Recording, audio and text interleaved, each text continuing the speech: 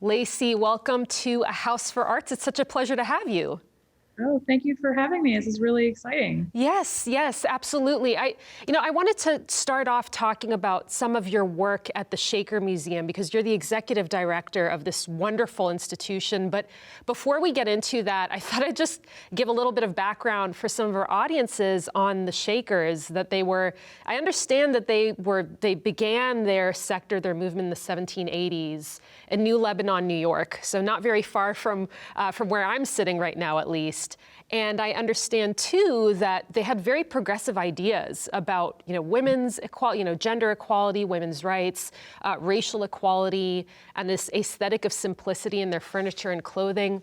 But one of the things that's really fascinating about the Shakers, and I'm hoping that you could flesh this out a bit for us, Lacey, is their vision of utopia. So what exactly was this vision of utopia that they had when they were emerging in the late 18th century, and how did that develop over time? Well, utopia, I think, is a very secular word, and it's not something that the Shakers themselves would have used, because it really has to do, I think, more with a social structure and a culture. And the Shakers were a religious organization, so they often referred to creating heaven on earth, and I think our sort of modern secular interpretation of that is a utopia. But for them, it was very much about religion, and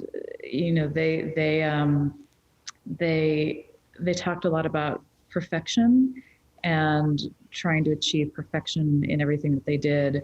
And I think sometimes that also gets misinterpreted as being, everything's at a right angle and everything's perfect. But for them, it really meant living their lives in such a way that every act that they did, whatever kind of labor they were doing or actual worship they were doing, was in service of their religious belief system. And so tell me then about the Shaker Museum then, because people go to the Shaker Museum to learn about this amazing group of people. And I'm just curious, there's a new building that's being created for the museum, correct? Does this new building, tell me a little bit about it. Does it reflect some of the ideals that the Shakers had, for instance? Yeah, absolutely. And the Shaker Museum collection has actually been off view for over 10 years now. So we're excited to get this new building underway so that we can share this amazing collection with people. But we've put a lot of thought into how to, not recreate a Shaker experience, but to embrace some of the values. So as we plan for the lobby, for instance, we don't want people to walk in and immediately be confronted by a barrier in the form of an imposing sort of desk. We want people to come in and feel welcome and that they're sort of entering a social space rather than something that is trying to exclude them from something. Right. I mean, it sounds like people are really looking for that sense of community when they go in. And I even understand that the Shakers in their day really actually emphasized a communal lifestyle, and they would group families together, in larger kind of extended families in buildings. Am I correct about that?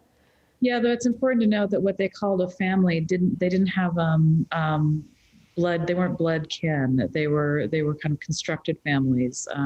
If somebody came in as an actual, like a husband and a wife, for instance, they would actually separate them because they wanted people to feel like they were part of a big group, not have these sort of very individual ties to people. Right.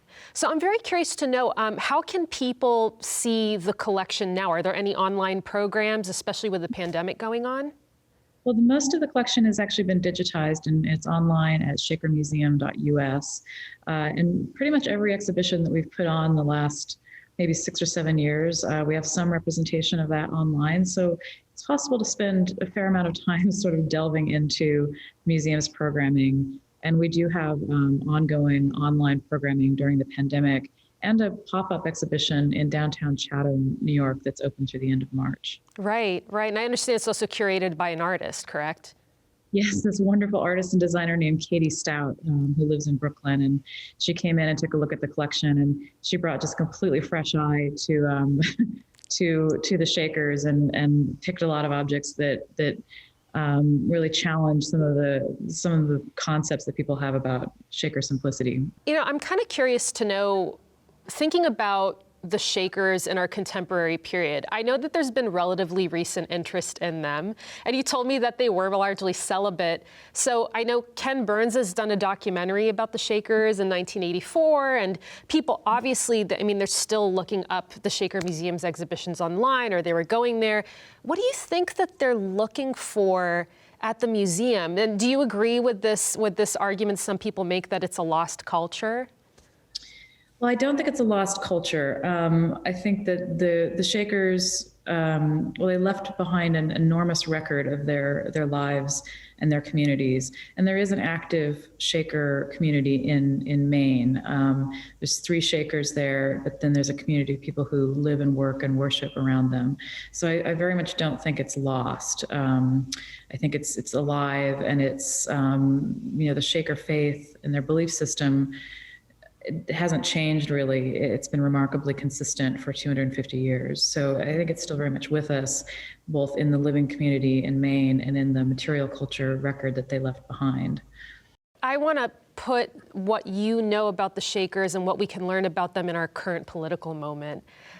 Do you think that there's something about Shakers and Shaker history that has a parallel today in our current cultural and political moment? And we have so many, fights for justice, and you have, Black Lives Matter, and you have the pandemic lockdown as well, which sets creates a whole new set of limitations for us. Do you think that learning about the Shakers now kind of can give us new lessons for today? I do. They, from their very, very beginnings, they believed that women were equal to men and had an equal role to play, and they welcomed Black Shakers into their communities from the late 1700s onward. And I think that we're in a time where we are really wondering who are we as Americans? What is American? What does it mean to be American? And there's all kinds of ways to answer that question. But one of them looks back to the Shakers and says, here was this community of people who came here really basically around the same time as the founding of our nation. And they had these, at the time, and even sometimes today, like really radical progressive ideas about how to be in the world and how to treat people. Mm-hmm. And I think it's enormously inspiring to think that there is a path that we can examine and look to as we try to figure out how to move forward in our current world. Right. It almost sounds like the Shakers emerged at a time when, what we know as the United States was emerging as a new country, and probably people then were trying to figure out, what does it mean to be now a member of the colonies, or eventually to be an American? What does that mean? And it almost sounds like we're now dealing with the same thing. We're like revisiting the same question, but maybe from a slightly different angle.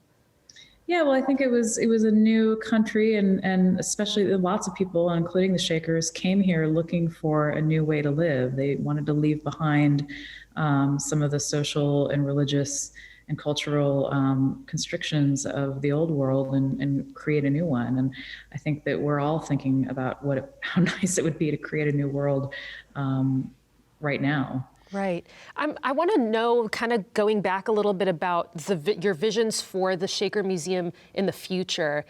You talked about the new building and making it kind of a space for social gathering. Can you maybe give us 1 or 2 examples of, what this might look like and what people can expect when the new museum building opens up? Mm-hmm. Well, we're planning all the sort of normal museum all the normal things that you'd expect to find at a museum, like exhibitions and lectures and things like that. But as we design the building itself, one of the things that we've done is try to create a lot of public space. So there's space devoted to showing the collection, but there are spaces of different sizes so that people can gather together in various ways, whether they want to just have a conversation with each other or host a workshop or a talk or anything. And we've made a lot of effort to make sure the spaces are accessible after hours so that we can easily close off the exhibitions so that building really becomes an active part of the community. Well, I'm sure we all miss the gathering together, right? That sounds really amazing, Lacey. It's such a great pleasure talking to you on the show, and I can't wait to check out the new museum when it opens up. Well, thank you for having me. This has really been fun. Thank you.